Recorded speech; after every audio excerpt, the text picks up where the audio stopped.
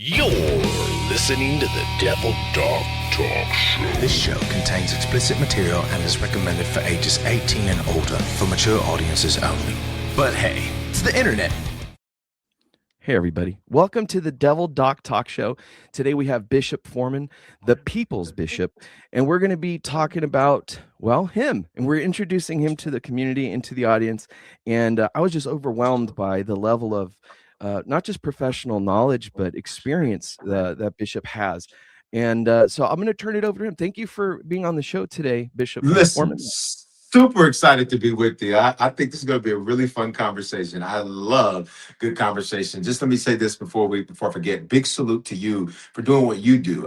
It's more than just a notion. And I think people who create conversations are really amazing because conversations are catalysts for transformation. And you'll never know how big an impact you've had in somebody's life just being you and doing what you do. You'll never know the people you gave permission to be themselves just by you being you. So I just want to say at the top, some big salute to you and thanks for having me.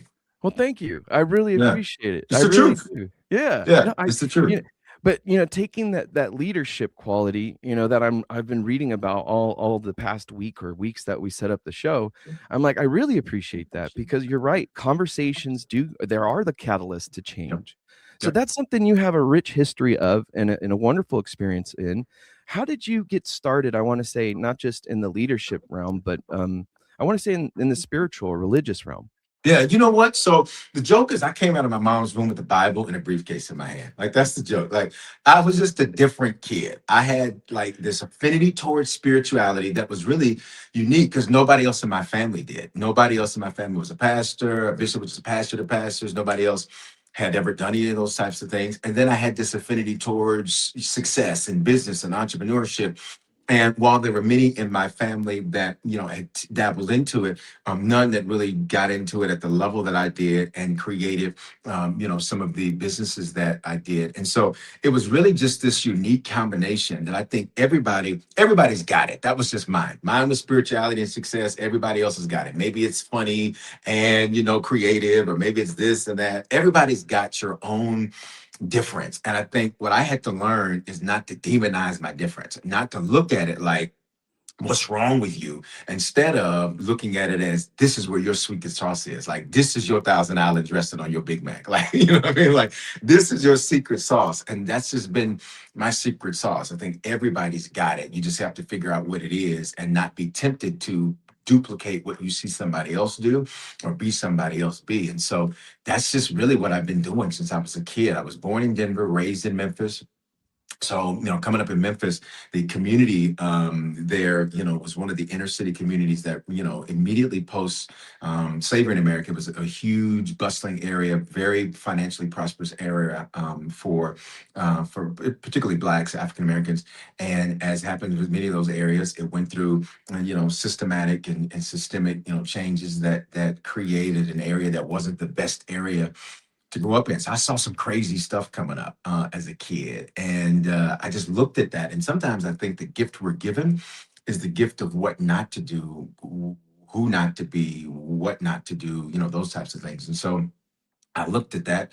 And like I said, I was just different. I was the type of kid who you mentioned, I like the term spirituality because to me, religion, that term, while I don't think it's a bad term, I think the reality is for many people, you always was just holler at them and scream and call them out their name. Because for many people, when they hear that word, they have a preconceived construct of what that means. And so, not that I think it's a bad word. And, but for me, I really, was just different. I was the kid that was, I was watching, there was this preacher used to come on Friday nights and he was in California and his show, he had this theme song. It was like evidence, doom, doom, doom, doom, evidence. Like it was this real official, that's how the tune went, right? But as a kid, I thought they were saying Bennigan's. You remember the restaurant? Bennigan's? Bennigan's? Yeah, Bennigan. So Yeah. I thought, I was not like until like 16 before I realized that this whole time they were saying evidence and I thought they were saying Bennigan's. And I always wonder, like, why in the world? I know that's crazy, right? Like, why are they saying Bennigan's at the start of this preaching show? Like, this is Gotta crazy. do the promos. He's got to get that sponsorship. Listen, look, man, gotta get there. Now, let me tell you, their Monte Cristo was amazing. I remember that from Bennigan's. But at any rate, I was just different. I was a different kid. And and I had to learn not to demonize that. And my entire life, from Memphis to Denver, and now we moved our headquarters to Atlanta, Georgia. My entire life has really been down that path of recognizing that my life was bigger than me. And so, if life is only about you, you're going to have a lot of depression, a lot of anxiety, a lot of sadness, because it's only about you. I think we're all built to pour. And when we're pouring, I think that's when we are our best. And when you pour, you get poured back into. It's like being a river versus a reservoir. This is how I've chosen to live my life. That is beautiful because Yeah. it's such a beautiful way of looking at not just life and spirituality, Yeah. but even currency and business, right? You're a successful business entrepreneur and you understand the dynamics of finances. Yeah. I find that to be very important, especially with the spirituals Yeah. people, right? Because you're right, religion, it does have a bitter taste at times, right? Yeah. It's history. Okay, it's got lots of it. Oh yeah. Oh But yeah. spirituality is this layer of both God and yourself where you could intertwine in your daily living or whatever it is you got going, such as your music, right? You Yeah. got music, you got books, you got again entrepreneurial stuff where you're like very, very, very well attuned to that whole atmosphere, the environment. But then you're maintaining that truth, that sense of who you Yeah. are, much like you said when you were a kid, you're just different, right? Yeah. And I love that because I was watching one of your YouTube lives the other day and I was like, hey, this guy I could listen to all morning, right? Yeah. I Yeah, I love that. just so you know, right? I'm Yeah, I listening love that. all morning. And I'm just like doing my morning ritual, getting my stuff situated and my medicine. My wife helps me out of bed and we get all situated. And I just put it on and I was like, wow, and you're just going. It's just, Yeah. it didn't feel like forced. It was just Yeah. this natural spirituality coming through you, Yeah. like you said, pouring out. And here I am just like receiving and going, well, I get to talk to this guy this week. Yeah. Oh man. Wow. That's Yeah. amazing to hear. Thanks for sharing that with me. Is that what you just said? Like that's the motivator for me. So, I'm not motivated by I'm not motivated by fame. I'm not motivated by fortune. I'm not motivated by accolades. In fact, when I do a lot of these shows and they read me, the list of things that I've done as they're doing the introductions and all that, I'm like, oh, yeah, I did that. Oh, yeah. And I don't say that like in an arrogant or an aloof way. It's like I am so focused on, like, literally, it's written into my notes that I exist to change lives. That's why I'm here. And so that gives me such a joy. And you can see it. I'm like this all the time. You've seen me. I'm like this all the time. This is not like an on-camera beat. Like I am this way all the time. Like at 9:00, I'll have friends or family or whatever tell me like, are you always like this? And that's just, to me, like life is a gift. And wouldn't it be sad to get through life and have never lived it? Wouldn't it be sad to like go every day and have only breathed and existed and never lived life? And that's the truth. And I love what you said about spirituality because I believe we're tripart beings, right? It's a biblical principle, but we are spirits. We have physical bodies that we live in, and we possess souls, which is our mind, thoughts, will, and emotions. When you see yourself that way, and you see yourself as a spirit, that means everything is spiritual. Everything is spiritual. And so the ability to connect with people, the ability to enjoy life, all of that comes from the spiritual place. And so for me, that's why I prefer that. Not that I think religion or religiosity is a bad word. I don't think any of those are bad words. I just recognize that if it's only something you practice on a Sunday, well, then no wonder why it's difficult for people to practice. If it's only something you do to be performative, like let me do my good Christian duty, let me do my good Christian stuff. If it's only performative, well, then no wonder why, we got the you over here and then the you over here. And we're trying to figure out which one of you it is, right? Yeah. Because it's not you. It is something you're doing versus something you are. Yeah.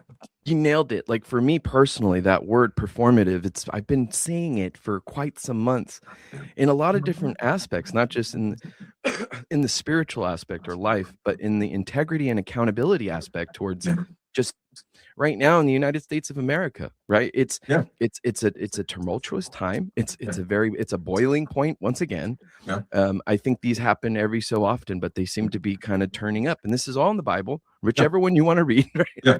And this is kind of the best point about like how you're saying it's this thing that you practice and it becomes a part of you, not this oh, I'm wearing my Sunday's best and I'm coming in and, I'm looking at her and them and I'm like, I Yeah. saw them last night in the club, right? And it's Yeah, like, yeah, right. and you're sitting there like, hey, like, dude, we were both there. Like, I Right. was there, you were there. Right. We If had a I great saw you, then right. yeah. Yeah. So, just because I didn't change, like not my clothes, but like my Yeah. personality, people Yeah. take it differently. And I love that aspect of, again, spiritualism, being a leader, a pastor of pastors.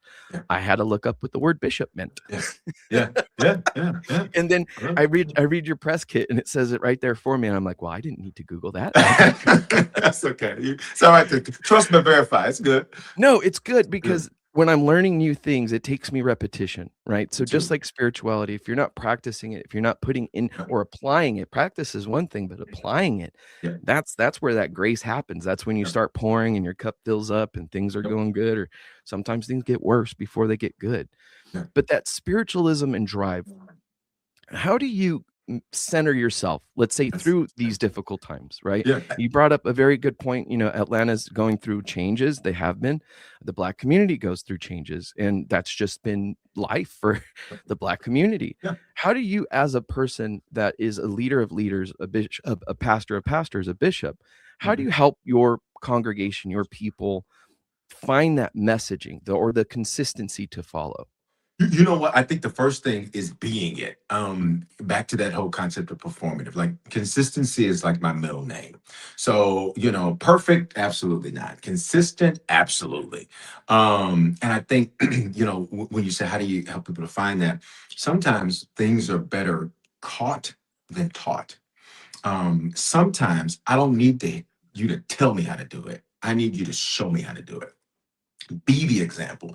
And I think you see this in every area, not just that area, but in any area. For a child, their father can tell them stuff all day long. Their mom can tell them stuff all day long. That's very different than them seeing it modeled, than them seeing what to do. In a company, when you're training people, there's the old training model which says I do it, you watch, you do it, I watch, and that type of a thing, and then you do it.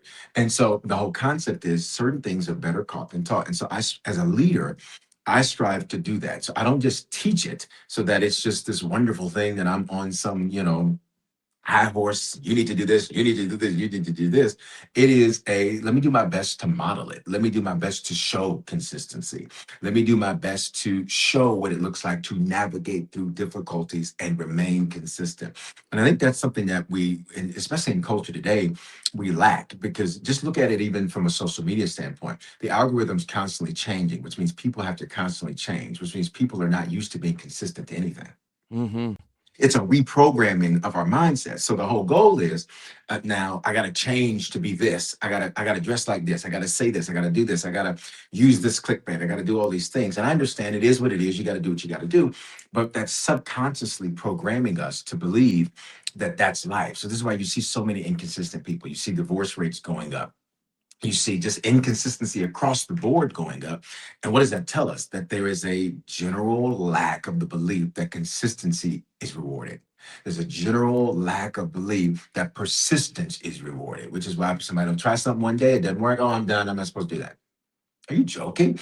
Like at the end of the day, like you'll never know what it could be, because I think most people have been trained and programmed to give up before they ever see what something could really develop into. So to answer your question, I strive to model it, number one. And then number two, my messaging is always consistent. Like even with everything happening in America, everything. And again, you mentioned, especially for, the Black African American community, listen, I'll just speak as plainly as I can speak. Like, it doesn't take a lot let me say it this way. A lot doesn't shake, and I'll say us just because I'm Black. A lot doesn't shake us because we've been through so much. So it takes a lot more to shake us because we know how to survive. We know how to thrive. We know how to take nothing and turn it into something. We know how to win even when the wind is against you. But I think the reality is when I look at who I lead white people, Black people, Hispanic people, Asian people, people on all the continents. We even have people in Antarctica who are part of Harvest. Now, I want to know who that is. I said, I still don't know yet. And I want to know what you're doing down there. That's what I want to know. We still don't know who it is, but we can see it on the map, right? And so that being said, I say to every culture, to every race, to every background, to every person, regardless of what that background is, that the reality is there's always going to be something going on. That's the nature of the world. That's the nature of human beings. The question is not what's going on, but how you're going to maximize it and how you're going to navigate through it. Those are the only two questions you have to be concerned about. Because if not, you'll just be stressed out all day. Like turn the news on and watch the stress level go up. Yeah. Yeah. It's bad. Like I stay out of the news, but then there's just these force-fed moments when I'm doing something, and then as I'm doing an interview or something, Mhm. something pops up, and the person's like, "Did you just see this?" And I'm like, Mhm. "No." Right. And then for the absolute lack of, I guess, even trying to figure it out, it's just overwhelming, all of the Mhm. situations. And that's the reason I really love how you express that. It's not so much being a perfect, right, but being that consistent and showing up, and then driving that message that although we've been through, right, us humans, right, Yeah. communities, Everybody. Yeah. all the different persons you can identify as or from, I think it's more important, like you're saying, to find that commonality of faith, right, in Christ, Lord Jesus, and Almighty God, and then walking that path, right? You Yeah. don't have to be a perfect, you don't have to be a saint to become a saint, right? That's the thing that I grew up learning about Catholic Church, right? The saints weren't saints when they were Yeah. born, okay? It Yeah. wasn't, some of them weren't the best of people. No. And Yeah. I don't mean to cut you off, but I love what you're saying because I think that is one of the things that sometimes becomes very confusing, which going back to where we started of why I typically don't like to use the word religion, because Mm. today religion, just to be quite frank about it, in many ways has been hijacked and made and politicized so that what does that mean? So when you say you're a Christian, what does that mean? Does that mean you vote this way, you think this way, you for this person, you for that person? And what I've learned is that, listen, there's nothing to win by taking sides. So we have a saying that we've had for years is we don't take sides, we take over. Because our approach is this, is that at the end of the day, um, you don't get to weaponize our Christianity to be a political ploy. So you just don't get to do that. You don't get to, and here's another thing, you don't get to legislate morality in the sense that you're going to make people do what you think they're supposed to do because like, come on, man, get up off of that. And I say that in a cavalier way on purpose because I think for many people, that it all just gets, and when that happens, it becomes very difficult to say, okay, so what do I believe? What do I stand for? Who am I? Like all of that can become very convoluted, especially in when people intentionally create culture wars so that it now makes it say, well, if you believe this, you got to be on this side. If you believe this, you got to do this, you got to do this. And I say to everybody watching, those are lies, number one. Number two, the reality is that all of us have way more in common, regardless of your background, than we do different. We all basically want the same things. It's just that simple. And back to your question about consistency, I think the best thing we can all consistently do is live life as students. I think the reason there's so many issues is because everybody thinks they're an expert. And the problem with being an expert is that you have what's called confirmation bias, which means everything you see is only there to confirm what you've already pre-decided you believe. Mm. And the danger with confirmation bias is that it doesn't allow you to see anything differently. It doesn't allow you to learn. It doesn't allow you to grow. And so you will fight against yourself because your confirmation bias has told you this is what you have to do. You'll do things that are against your own self-interest. And so that goes on, that we go on that for days. But I think the real thing is to what you said, is recognizing that commonality, recognizing even from God, God's not looking for perfect people. This is not what he's looking for. Because if so, well, let's just close up shop, shut it down. Because that's not Right. happening. Like that's the whole reason he came, right? That's the whole reason he bled, and that's the entire thing. So the question becomes: if salvation is not the end game, but it's the beginning, then what do we do once we're saved? What do we do once we know it? And I think that's the real question. Because for most people, salvation is the finish line. I'm saved. I know the Lord. No, that's the starting point. We're not saved just from something. We're saved for something. Oh, I love that. because when you express it that way, right, it's not just in the acts of salvation. It's Hmm. in the acts of acting in good faith and doing and living your fruits and that faith of fruits that Hmm. create. And Yeah. that's where I sit back some days and I go, you know, nobody knows this because I don't go and publicize it, right? But the Hmm. podcast started because I wanted to serve God, my community, and help save lives, right? Wow. And I became a pastor back in 2011 or 12. And when I talk about it, people go, "Oh, so you know all the Bible, you know all the different." I'm like, "No, man. All Right. I know is how to walk that path, and then Right. I can Right. give you some books and stuff." But hey, with my TBI and stuff, I'm doing as good as I can get. Right, the whole perfect attitude, like it's just impossible. Right. But the living of it, right, the walking that path and lifting people up and pouring into others, that is how you find him. That's how you live in his name, and that's how you serve God, right? Because it's not like you said, it's not the end, it's the start. It's Yeah. the start. That is just boom. Yeah. Yeah. Yeah. Yeah. Simple mindset shift. I have this saying that says big doors swing on small hinges. And sometimes we're so focused on the door that we don't even recognize that door is not going to do anything if those hinges aren't right. And I think it's those small hinges, just a simple thing. Like I'm not just saved from something, I'm saved for something. It's a 4 letter and a 3 letter word. But they change. There's that small little hinge changes the whole door. Because for many people, because they see that as the end, now they see it as their responsibility to now make everybody conform to what they think morality is and what they think people are supposed to do. And I'm like, well, if God gives people choices, I said before you, Deuteronomy 30:19, life and death, the blessing of it. If God gives people choices, like, so who are you to decide that, well, now they don't need any more choices about life. They don't need to choose anything. I'm going to choose for them because this is what they're supposed to do. And this is not just from a political standpoint, a policy standpoint, just a personal, everyday standpoint. Like, how many people are mad at somebody or angry with somebody that is a loved one, a family member, a friend, because they're doing something that they did to be immoral or wrong or sinful or this or that? And it's like Jesus said, right? You're looking at the speck in their eye. What about that? For those listening, you can't see. I just put up a huge portfolio up to my face. What about that huge thing in your eye? Like, deal with that. And it goes back to where we started, spirituality. I'm not performing. This is who I am. Mm. Consistency. I'm consistently showing up, doing what I can do to better the lives of other people. And I recognize that at the end of the day, I am consistently living as a student. So I'm competing with yesterday's version of myself. I don't have time to beat you down if I'm getting yesterday's version of myself together.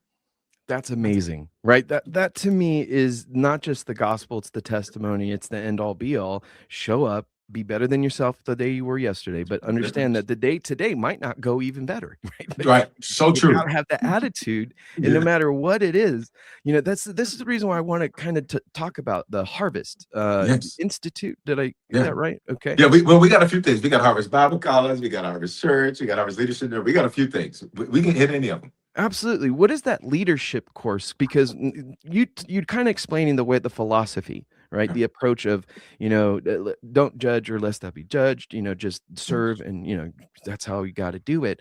Yeah. How did that come about? How did Harvest come about? And then how did that leadership Ama- kind of develop? yeah, amazing question. So I didn't want to be. So I got into ministry at 12 as a musician. And I got into ministry because a friend and he and I were very competitive. He was an actual musician. He played drums and organ and some other stuff. Like a Hammond organ is what they call. So just so people to separate, like a pipe organ, the big thing that you see in more like older style cathedral-esque buildings. They put the Hammond organ. So it's like a Pentecostal Baptist thing, right? So a charismatic thing. And so he played. I did not play. I tried trombone, saxophone, trumpet, all of that. And I was like, I don't like any of these. None of these work. He gets a drum set one year. And I'm like, well, I want a drum set. And so, my stepfather and mother said, you know how to play drums. I said, but I'm going to learn. We go to the music store, pick out the drum set. I don't know the first thing about playing drums. So I start watching the guy at church play drums. His name is Stan. And the only reason I mentioned his name is because one day I've been trying to find Stan for years. I haven't been able to find him. I have to tell him thank you. Because again, how I started the show with you, He was just doing what he was doing. He didn't know there was a kid that was watching him do what he did. And I studied him. He was a left-handed drummer, and he would move his shoulder like this when he was playing the drums. I just thought it was the coolest little move. I was like, that is so smooth. And so I learned how to play drums as a left-handed drummer because I watched him and studied him. Like everybody listening, you don't know who is watching you and studying you, and you are giving them the framework for their future. And you just think you're doing you. And that's again, when you recognize life is bigger than you, you're giving people the framework for their future. Long story short, I do that. Eventually, I'm inducted into the Colorado Gospel Music Hall of Fame for keys and music and choirs and all of that, and write songs and all of that. Start my first business when I was 12. Also, at the time I'm 21, we built Denver's largest African American owned real estate finance brokerage or mortgage company. And all of that happens. And then I watch the industry that I was in, the entire industry just collapses. It wasn't just our company, the industry collapses, like quite virtually, and in many ways, literally like over the weekend. And so to get to your question, I'm like, okay, so what next?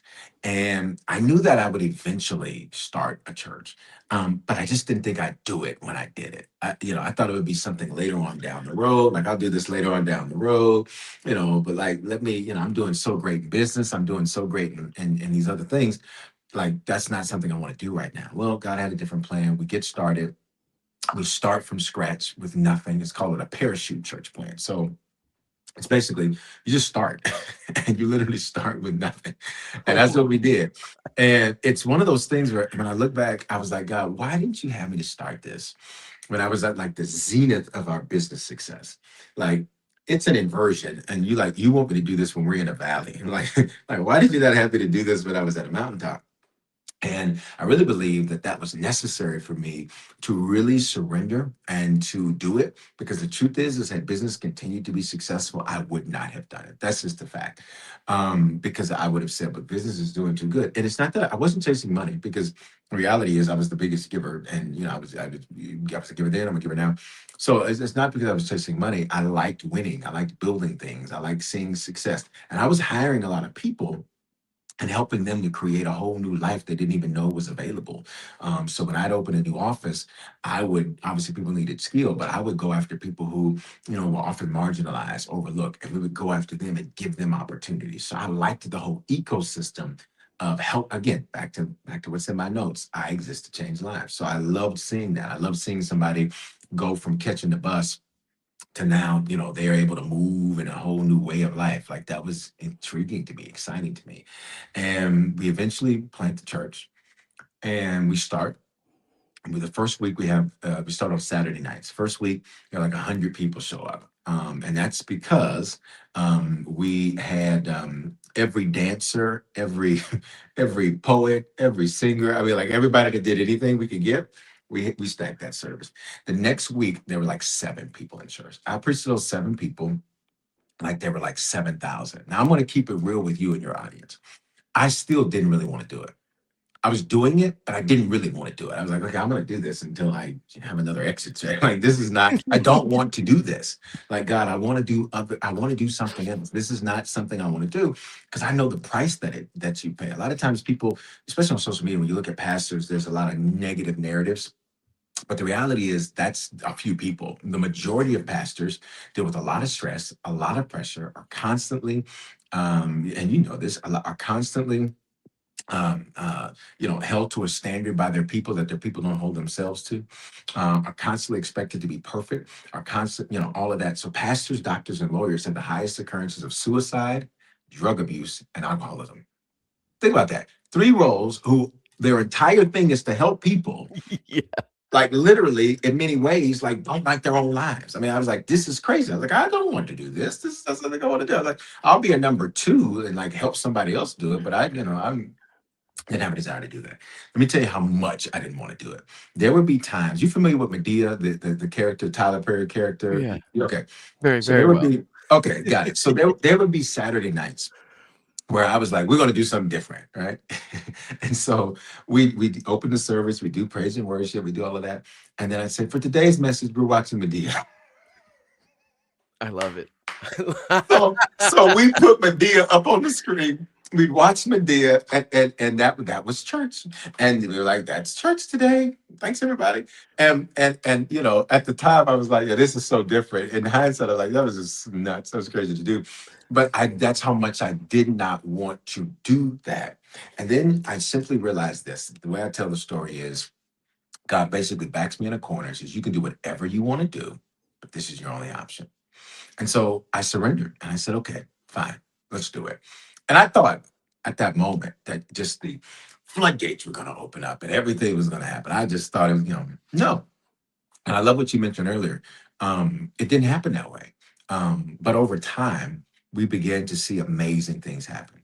You fast forward 20 years later, you've seen almost 13,000 salvations or professions of faith we've been able to record, almost $1 million given in missions, both domestic and abroad.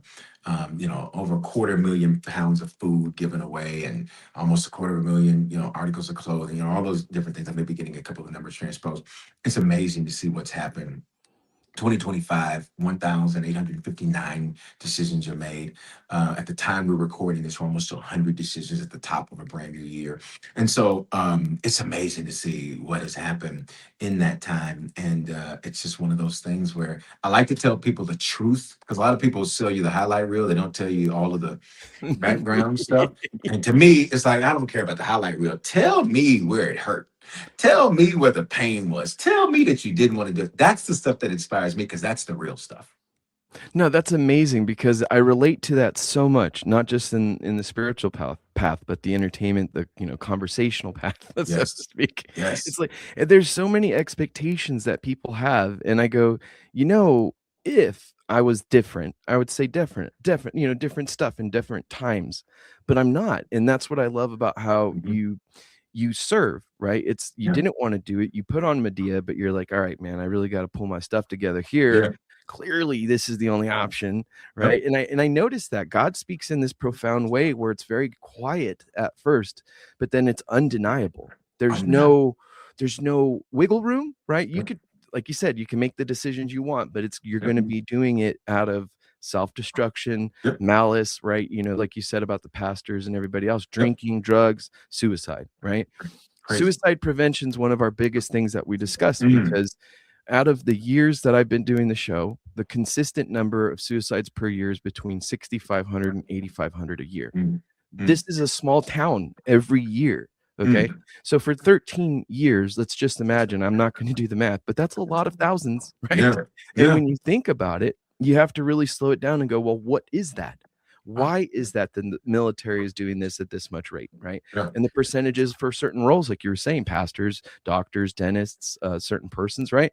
What is that? What it is this loss of faith, where the external world, right, is maybe mirroring an internal in conflict, where you're like, man, who or what am I? How am I going to preach? How am I going to pastor? How am I going to be that bishop, right? How am I going to be that man that creates, Yep. not just feels? Because we all feel it, right? Yep. Like you said, you didn't want to do it. You're like, ooh, I'm gonna be a substitute teacher right now. Put on the dia, right? And you're going like, all right, dude, let me get it together. How was that decision made? What was that moment where you were like, okay, I'm going all in. I got to lock in. This is me. I got to build that man that I need to become. Yep.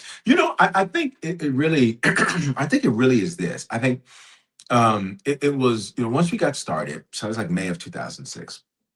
And in my mind, this is the next thing that I will do, but I didn't see it at that time that this would be what would, now 20 years in it, um, that this would be, what I would do. I didn't see it that way. It was really around that time. And I began to go through unexpected loss. You got to think, building a business up, you build a lifestyle that is, tantamount to this business that you built. I remember going through some things on the financial front, right? So, I mean, literally, you got to shut down an office, then you got to shut down another office, then you got to basically move the office into your home and all of that. And I remember going through a period where at one point I was like, okay, Bible says, man that doesn't work, doesn't eat. So I was like, I like to eat. So, so, so I got to work. And so, I am applying for jobs and get a couple of jobs, so like the first time in my adult life, I am working for someone. And those scenarios, again, because of the same industry, they didn't last long because the same industry, it was dominoes. So it was a matter of time. And so I remember then faxing out. So this is before Indeed and Monster and whatever else. So this is when you use a fax resume. Usually you have to go on a paper and look up the job listings and get phone numbers and like all that and faxes. And so you fax a resume. And I faxed my resume and I faxed like 40 a day. Nothing. Domino's pizza. And this is before they were good. This is the old recipe Domino's. This is not the brushed crust Domino's. This is the like, who is cooking this Domino's, right? Domino's wouldn't let me hire pizza or deliver pizza. Oh, Companies Lord. would contact me and say, you are overqualified. And I was like, you guys aren't very good business people. I said, you should bring somebody in overqualified that you can pay less. I won't stay there forever, but bring them in to improve your systems, improve your structure, bring me in to improve everything. And then you got more than your money's worth. I said, this, you're not getting it. Type of thing. And I remember thinking, okay, God, this is crazy. And I'm an entrepreneur at heart, right? So, I would start businesses. I remember one time I saw this infomercial for like a satellite, thing where people get satellites and they'll like basically like affiliate marketing, but not with links how you do it today. It was like you go set this thing up in a dry cleaner, set this thing up, and so I was like, okay, great, I'm gonna spend some money on that and set this business up. And just, listen, I tried tons of things, and I said nothing's working. And I remember I'd gotten down to sort of the last pot of resources. And I said, okay, like, what do you want me to do? And listen to this. I mean, because people think, okay, everybody that knows stories is waiting on me to say, and when I got down to that, that's when the magic happened. No, let me tell you what happened. Let me tell you what happened. That's when the breakthrough happened. No, let me tell you what happened. What happened is we spent probably half of that last pot. On this event and this event planner and all of that. We just thought, okay, I do this event. It's going to be great. We'll reach all these people. All these people are going to get saved. People are going to come to the Lord. And boom, we're going to take off. She schedules the event at a venue that is in downtown Denver during the weekend of NASCAR, where downtown Denver is basically, what's the word? Sectioned off, partitioned off, whatever. You can't, it's 3 hours to get past this because NASCAR's got a big circle going on around the city, right? So to get into downtown, you got to penetrate this thing. And you're 3, 4, 5 hours on the highway type thing. Oh my God. So I finally get down there and I'm like, what is going on? Where are the people? What's happening? What's going on? And I'm like, we spent thousands of dollars on this thing. And it was a total bust. And so I'm thinking, okay, she's crying. I'm like, this is my money. What are you crying for? You know what I mean? So I literally am like, and I remember like it was yesterday. We're in the parking lot and I'm getting in my truck. And she's over there crying. And I'll be honest, I had zero sympathy for her. I was like, I have zero sympathy for you. You should have planned this better. Like, you're crying. Listen, because the event didn't happen. I'm crying because I got to pay for all this. Right? It was a brand new church. All the money's coming out Everybody's of my crying. pocket. Yeah. Everybody crying. Oh, And so, and it was right around that time. I said, okay, all right, God, right back to my story. God, you backed me into a corner in the sense that you're my only option. I've done everything I know to do. I didn't just sit back and be a victim and woe is me. I've done everything I know to do.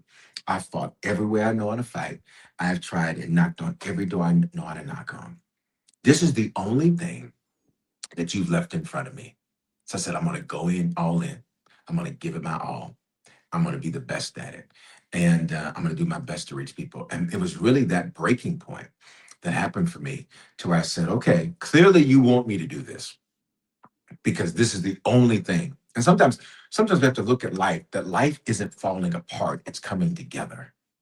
They just feel the same. They feel the same. And because it felt like falling apart. I'm like, oh my God, I'm looking all around. And I'm like, what is going on? But the reality is it was coming together. It was getting me in alignment for what my purpose and assignment would be. And when I began to do that, that's when the breakthrough moments began to happen. And we began to see amazing things happen in Denver, which is a place 46 out of 50 for lowest church attendance in the nation. And we saw God do something that is unprecedented and amazing. And now we've moved our headquarters to Atlanta, and we're excited to see what's next. But even in that, we built this hybrid movement, which to your question about Harvest Church and Bible College and all the things that we do, into where out of the people who are connected, they're across America, around the world. So you can't even lock us down to a zip code. Like there's no place I go, I don't run into people that are part of Harvest. And that is no cap, as they say. That's not a lie. Every place we go, there's always people that I run into. Bishop. I'm like, hey, how you doing? Yeah, I watch you every day. I watch you all the time. I mean, people walk up to me in the gym. People who you know how sometimes you kind of think you know who a follower of somebody might look like. Oh no, it's black, white, tall, short, every educational background. A guy walked over to me, and you know, just he turns his phone towards me, and he holds up an image of me. And he's like, is this? I was like, that's me. And he's like, oh my God. He said, I just moved here from Indiana and you helped me get through a divorce. And I can't wait until you post every day. Like, he said, let me prove it to you. He opens up his Instagram. He says, look. And again, I was like, this is why. This is why. Because you never know whose life you are literally impacting. And it's not about my glory. It's about his glory. That's wonderful to hear, because when you think about it, right, that's the goal of all pastors, of all spiritual persons who are just trying to live life the best we can and also spread God's word, right? And say, hey, look, I don't got the answers, but I can tell you what, you start reading this thing a little bit more often, you start, listening to Bishop about a little bit more, right? Listen. And if you tuning in, then you can really say, hey, oh no, I get what he's saying now. And I'm like, yeah, that's what I meant by earlier. Yeah. Right, watching the live, I'm just like in it, right? I'm doing my thing, but I'm in it, right? Yeah. And I go, I don't see many pastors, I don't see bishops, I don't see many social people, right? Just actually speaking truth, right? Like the facts that you said, dude, everybody's crying. Okay, it was the perceived low point, but I guarantee you a lot more came. Oh yeah. And before you have those fruits, right, you got to do that labor. And I think that's the scariest part of blessing is God prepares you, but you may not be prepared for what that preparation may be, right? It's not easy going, especially when you say, you know what I'm going to do? I'm going to start living for Jesus Christ and God. And then, hey, everybody just paid attention to you, including the evil. Okay. Yeah. Like, so God's like, yeah, that's my dog. But P.S., watch out now. Yeah, and exactly. It's real, because like what you were saying, the gentleman comes up to you and it's like, you got me through a divorce, right? And I'm like, yeah, because you're speaking truth to a situation where people are lost. You brought it up about divorce rates throughout the United States, but honestly, I think it's just men and women. We're not living to those roles, right? I'm not going to sit here and say I'm a perfect man, but I'm definitely a lot better off than most men that I see doing things, because I see the reason and drive why they do it. And I go, hey, that's some juvenile stuff, right?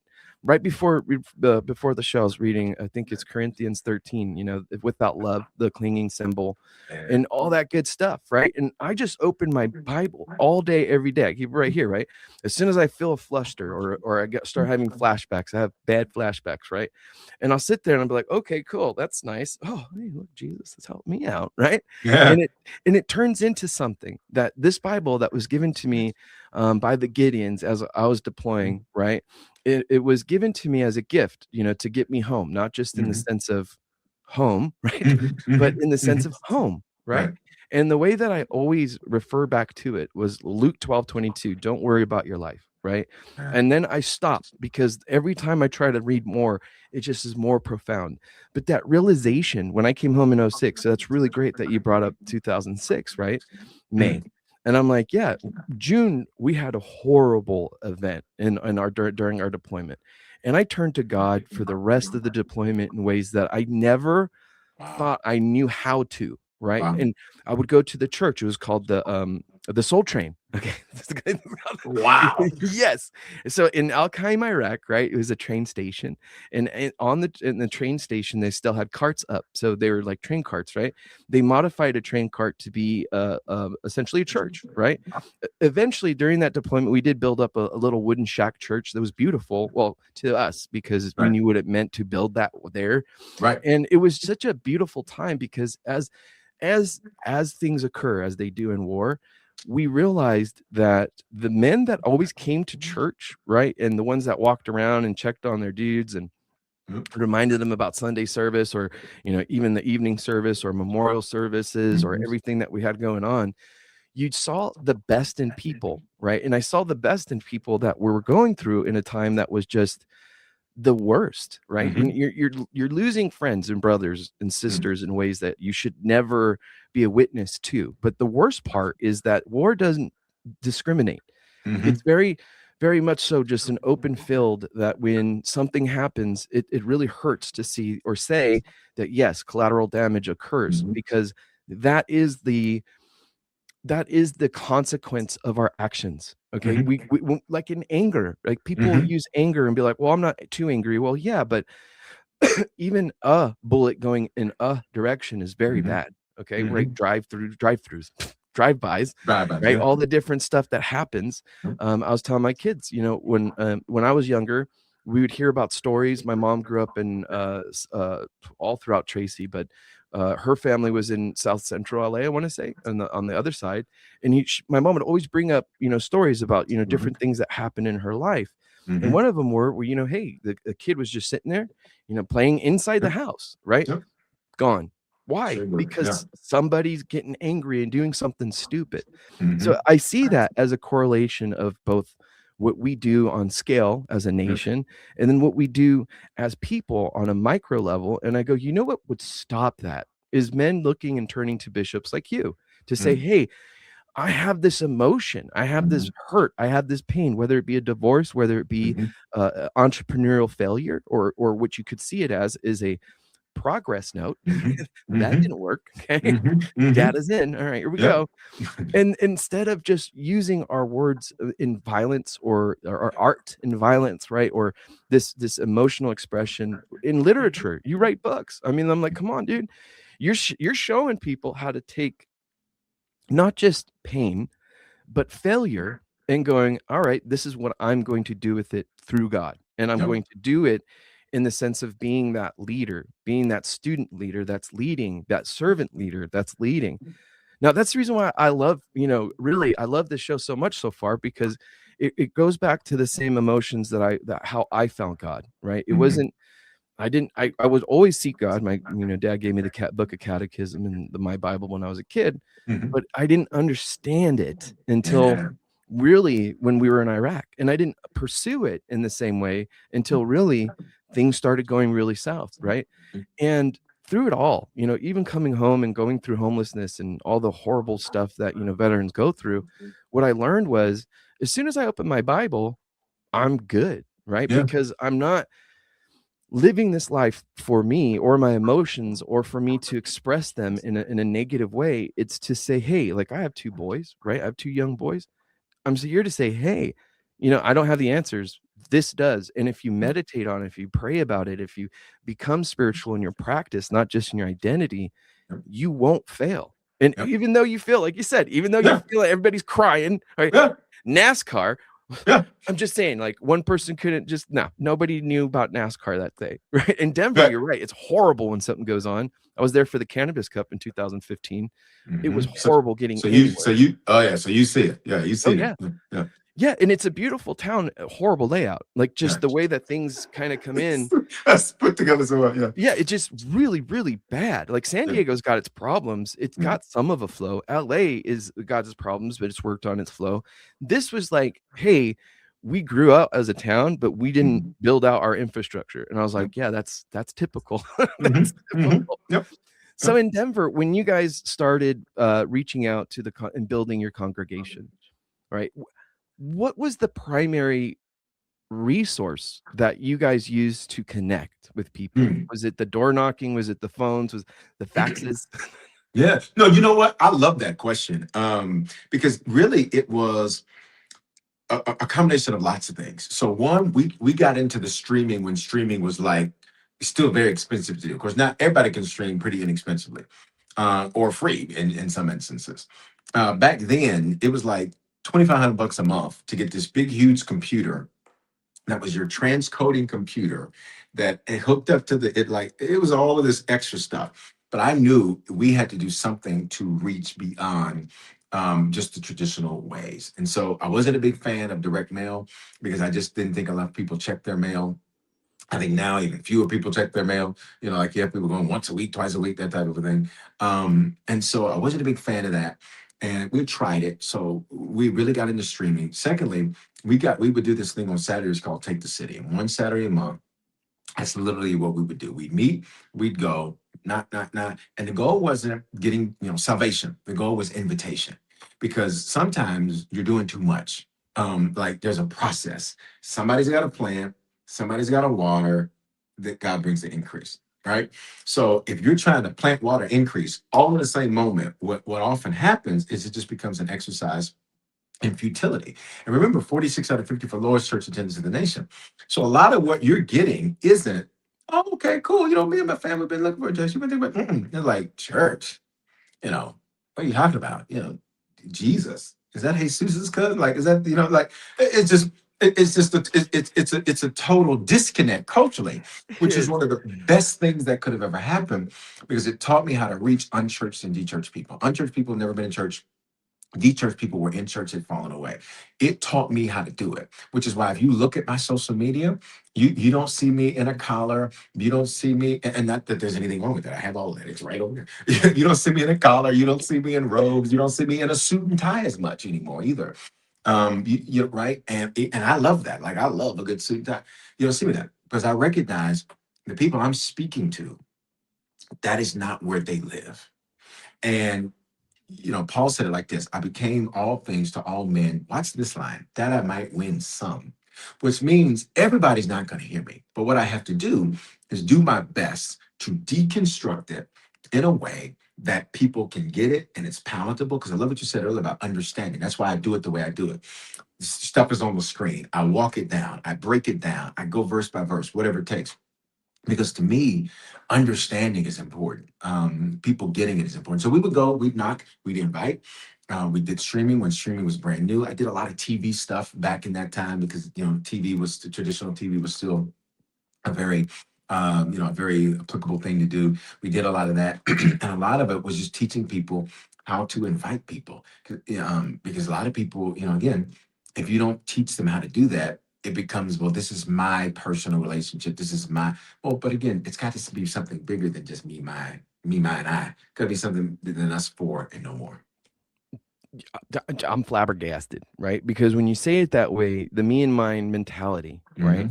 I get it. The reclusiveness as a family, Yep. That's very, very, very isolated. I'm not de-churched or churched. I'm, independent church, whatever you want to call it. I got it. Like, but my family and I, right? We go back and forth with this. Is how do you reach people? How do you get onto their level? How do you speak their love language, so to speak, right? Especially with cultures, right? Yes. Where, hey, I'm not Filipino, but I have some knowledge of Filipino culture. I'm not Black, but I'm Mexican, right? My wife's Black and Mexican. But when we talk about races and cultures, it has to come from a level of mutual respect and understanding, where if I were knock on doors in any Black community looking like this, okay, first and foremost, it wouldn't be, oh, this guy's here to talk about Jesus. Maybe something you roll up and light. I don't know. Right. Maybe that's what he means by getting lit by Jesus. Right, let's get lit. And before you know it, I get it. I understand it. I respect it. But for a man that walks this path independently, I am always happy to connect with the gentleman or any person that's serving God in the way that you are, because you make it easy for people to want to learn more. And that's where I love it. The way you said it is, if you're wearing suits and ties, that's fine. Right. But if you're not comfortable in a suit and tie, or if a person's maybe they had a bad experience with somebody in a suit and tie, Yeah. right? A lot of my friends, hey, if somebody walks in with a black robe, they're going to say, "Yes, judge." I'm like, "Oh shit, Yeah, exactly. don't do that." Yeah. That is not a judge. That is a moo. Right. Yeah. And because it's a reactionary thing, right? Trauma is trauma. And when you experience it, it's impossible to work on it alone. And that's the reason why I always tell people, reach out to a church, find Yeah. find a communicator of God, where look, prophets, prophecy, all that good stuff that Jesus Christ in the Bible talks about, it's out there. It's never stopped, right? And Jesus Christ say, look, man, there's going to be people out here doing better than I did.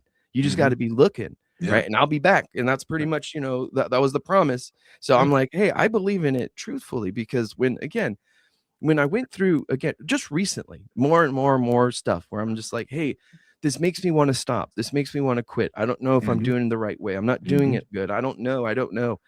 That internal questioning is a place of care, where I care.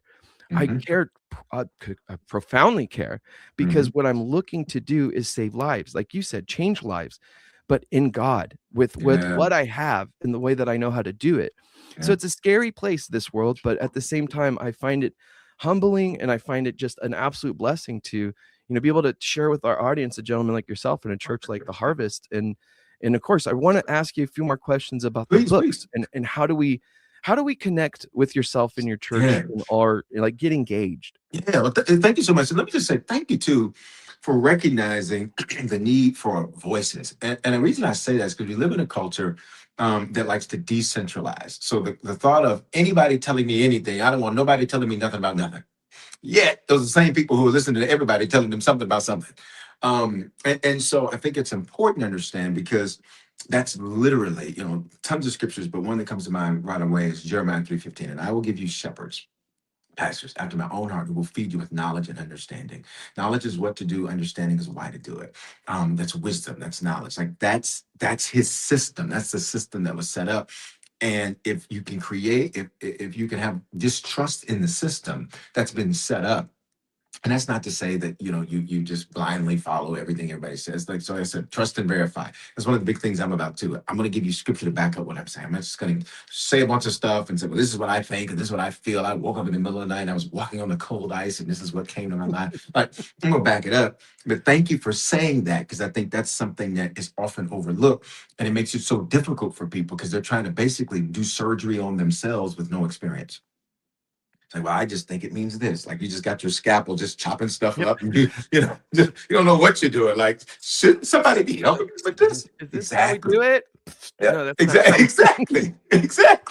And so, thank you for saying that. But people can connect all the social media platforms at Bishop Foreman, Foreman. We do daily reels that are inspirational. They're always filled with scripture, and they're always very practical, always speaking life into your life. Like, I don't even call my messages sermons. I call them life-giving messages, because the sermon is something you got to me when you were a kid and you did something wrong. That's a sermon to me. To me, a life-giving message is like, I heard that, and even if it was, even if it cut me a little bit, it gave me life. And so that's what's important to me. And then our website, bishopforeman.com, we got books, music, messages, more on there. My first book that I wrote after that whole journey I just talked about, how did I bounce back from that financially? Well, I teach how I literally did that step by step, bouncing back out of that valley. It's called Making Money Moves, the art of getting your finances in order. Money answers all things. Over 15% of Jesus' words are about money, more than prayer, faith, heaven, and hell combined. So it's important to have those discussions and know there's nothing wrong with money. People often misquote and say, well, money's the root of all evil. The Bible does not say that. It says the love of money is a root of all kinds of evil. So if you don't have use some money, you're gonna see just how evil things can get, right? You gotta do what you gotta do. One of my books is called Sins of the Fathers. It's about breaking generational curses. The opening story is about my stepfather, who he was an abuser, he was a womanizer. He served, and let me just say this: thank you for your service. He served and in the army for a bit, but he ended up being just like his biological father, whom he had never met. Womanizer, abuser, all of that. It's the opening story about how there's these things that are called generational curses. They're passed down and around. And how do you break those things? How do you become a curse breaker? That's in there. I did a book called History Makers. That's actually pre-released, brand new. Another one called Evolutionaries, talking about your evolutionary process, the person using the butterfly, going through the 4 stages of evolution. It starts as small as a sesame seed on a sesame seed bun. And by the time it's done, that thing is what we see as the butterfly. How do I survive each of those stages in my evolution process? So tons of books. And I'm going to just say this for all the men. I write my books for men, meaning they're short, fellas. That's the point, right? Because that's what that means, right? I write my books for men and women, of course. But listen, Ah, I already know if it's a and this is true for me. I like audiobooks. If you give me a book and that book looks, like this, I'm gonna say, okay, give me the notes. Put that in Chat GPT and summarize that for me, like that type of thing. So the books are really great tools, resources. But there's so many more things people can check out at bishopforeman.com. And for your audience, we got something special. We want to sow, again, just true to my nature, we want to sow into your audience. And so if people text the word bishop to the phone number 55498, we're going to send them a discount code so they can get a discount off of anything in our online store. Full disclosure, not one dime comes to me at all those church. Just like to say that I don't keep the proceeds of my book sales. I've never have. I don't knock people who do. That's not something I do. I just have always let it go directly to the church. So, all of that is there. But if they text the word bishop, BISHOP, to the phone number 55498, it'll send them that. It'll send them that because we want to just be a blessing to those that are in your audience. beautiful. Well, we appreciate that so much because I know our listeners are going to text Bishop, BISHOP, to 55498 Got it. and get your discount. It's going to be good because I'm telling you, guys want to read up on this material. You guys really want to get in touch and engage with Bishop Foreman. It's going to be something where I'm going to warn people because, like you said something right earlier about it might cut you, but it's going to give you life. Yeah. Right. Yeah. And that's something that I find profoundly important for gentlemen. So I love that you write it for gentlemen because, again, attention spans, right? Yeah. But the truth be it is most men that are out there having these issues, they're working, right? We're not just talking about guys that are, in my language, flojos, that aren't doing work, right? They're men that are trying to strive, but there's still that gap. Or that either that gap of understanding or wisdom where you don't know where to apply the messages that you may be receiving, that God might be like smacking you in the face and be like, hey, you need to leave that woman, right? Right. Whatever it may be. Or, hey, you need to teach your kids better by example, right? The exact definition of what it means to be a good steward leader or servant leader as well. So I really want to kind of wrap it up with a last words or any things that you would like to kind of give our audience, and then we'll end up on your beat. Yeah, again, thank you for having me. Thank you for what you do. Thank you for your service. Thank you for your openness. I think what we talked about a lot, and here's what I would leave anybody with is this. Because the person would say, well, what is the thing? What am I supposed to do with what I've just heard? And I'd say two things. One, you still have a pulse. God still has a plan. There's a reason you're still here. And that reason is beyond just paying bills, having babies, and dying. That reason is bigger than that. And that's number one. Number two, that journey to understanding that, it's just that. It's a journey. And so don't beat yourself up because you haven't figured out certain steps, because you feel like you should be further ahead than you are. Like, who determined that you're supposed to be here, you're supposed to be there, you're supposed to be this, you're supposed to be that? I've discovered that there's this thing I had the first day I moved out. I was the kid who moved out of the house like 18, like the day of. Like, I was like, I'm ready to go. Right. And that's just my nature. And I still have it. And it's sitting right in front of me in my office. I had that from when I moved out when I was 18. And it says, life is a journey, not a destination. And I said, everybody, enjoy your journey. So even if your journey's in a rough spot right now, smile because it could be worse. Even if your journey is frustrating heaven, hell, and earth out of you, and you want to rip your hair out, or you're like me, you've been cutting your hair bald since 16, so there's no hair to grab. So all you can do is just do this. Yeah. Even in those moments, recognize that your life's not over. Your journey's not over. Your best isn't behind you. It's here and it's ahead of you. And here's how I know that. Out of all things you could be watching, out of all things you could be listening to, why in the world are you listening to this right now? It's because you needed this message. This video found you. This podcast found you. You didn't find it because you needed to hear that message. God still has a plan. You still have a pulse.